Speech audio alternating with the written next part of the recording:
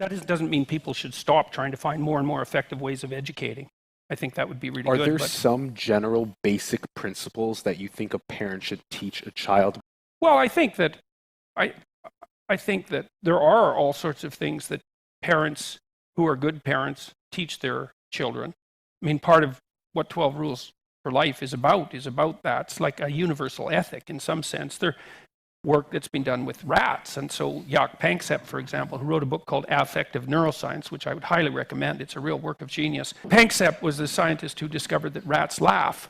He found that if you tickle rats with an eraser, they laugh ultrasonically. Yeah. And so you have to slow it down to hear them. And the reason he figured that out was because he was trying to figure out why, if you take rat pups away from their mother and feed them and give them enough water, they still die.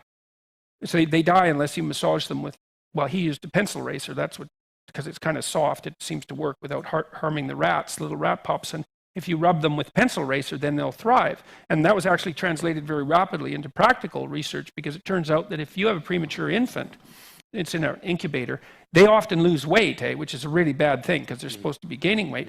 But if you massage them 3 times a day for 10 minutes, then they'll gain weight about as fast as they do in utero.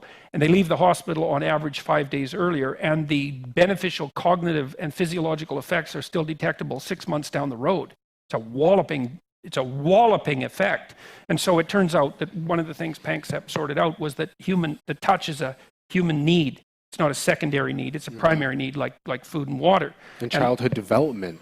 Yeah, well, and he was also a big proponent of rough and tumble play, because he found out that in rats that rough and tumble play, especially among juvenile males, catalyzes prefrontal development, and that rat pups who are male that aren't allowed to engage in rough and tumble play show prefrontal hypodevelopment, and you can then treat them with Ritalin, which is the ADHD drug, just in case you're wondering.